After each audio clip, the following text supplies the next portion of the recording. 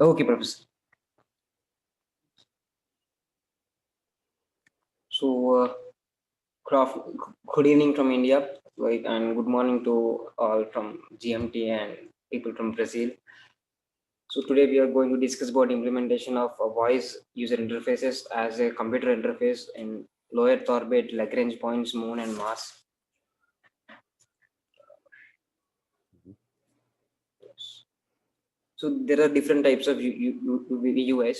Sorry, UIs, and the first UI was using buttons to control computers and everything, and then we got touch screens. Now we have voice as a new form of user interface, and it's going to lead the next generation spaceships and everything. So this is an example of the user interface of a space shuttle to control it, and it's not messy as you can see it. And next we have the Dragon capsule.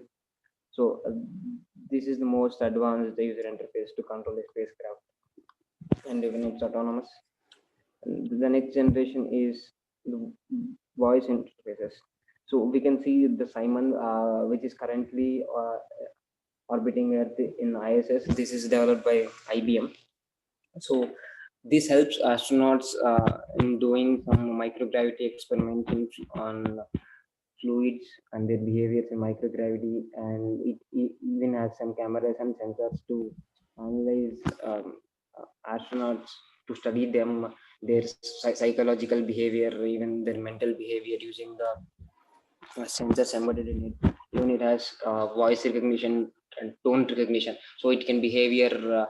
It can predict the behavior of astronauts, whether they are sad, hungry, angry, or their inner feelings can be um, predicted by using this type of technology. So this can help in maintaining crew on board space station.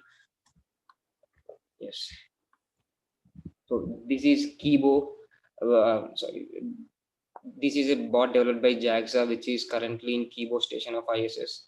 Even this is similar to Simon, but it just looks different.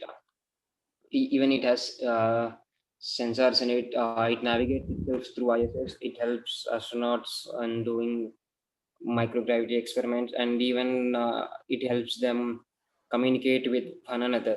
So this is going to be a new form of user interfaces voice, as the buttons and touchscreen is a thing of past, and it needs the attention of human attention to control them, and voice doesn't need human attention, and astronauts can multitask using this kind of technology.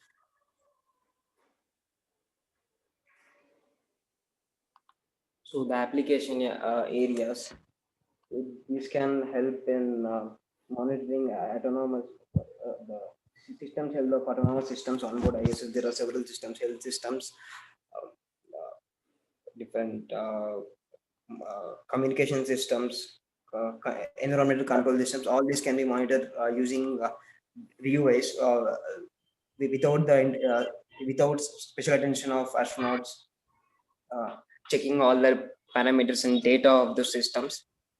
It helps like these has some new application areas in exploring a new habitat. Whenever a new crew goes to ISS, I mean, those people need to be trained in a simulated environment of ISS on Earth, and it takes a lot of time and money into it. So, with help of these kind of systems, they can explore the ISS by themselves, and they can know what are the functionalities, what are the facilities on ISS. They can discover themselves. So this is going to reduce a lot of effort and time. And as we have seen, Simon, we can use them as a research assistants in controlling multiple parameters and adjusting and getting to know changes in different parameters in crop sciences, biology, and even in microgravity related fluids experiments. Uh, these VOS can help in enhancing the crew performance by analyzing them on board, uh, about their mental performance, psychological performance. So this can help in even studying even doing some long-term studies of astronaut health conditions and solve them on a day-to-day basis. Yeah, and these VUIs can give personalized attention to of the health performance of the crews by monitoring data from all the sensors. They need not check their health performance issues by reading documents with a lot of pages. Yeah, these can update them on like hourly basis when they are on a uh, spacewalk, when they are doing some experiments. Benefits of using VUIs: this reduces the physical stress and mental stress on astronauts in maintaining all the systems. Like astronauts can solely focus on research and some kind of productivity during their experiments. Yeah, as we have discussed earlier, like it eliminates the need of training for crews.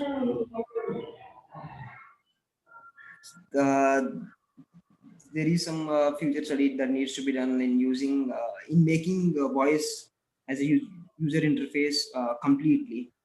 Though the touch screens and buttons is going to be a user interface for sure, but there is some research that needs to be done which mainly deals with the ethical parameters, the biases in developing. I mean, a voice is going to be a form of AI, so there needs to be a lot of research on the ethical side, the ethics of AI, and the biases during the development. Like we know that there are a lot of biases in designing thing, as most of them are done by mail. So we need to adjust them, and the malfunctions of voice assistants. What if something it malfunctions and gives us wrong input? There is a lot of work to be done in this area.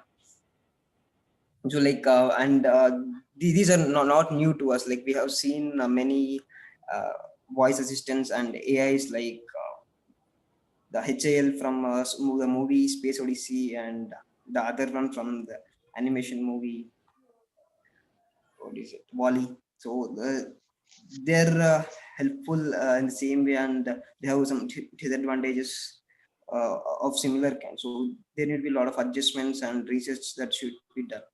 So this presentation is completely a case study, which is like not fully done. So I'm going to publish a result soon with Habitat Mart.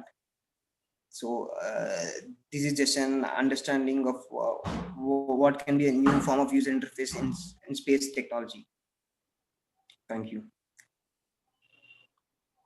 So like if any queries, you can ask me. Okay.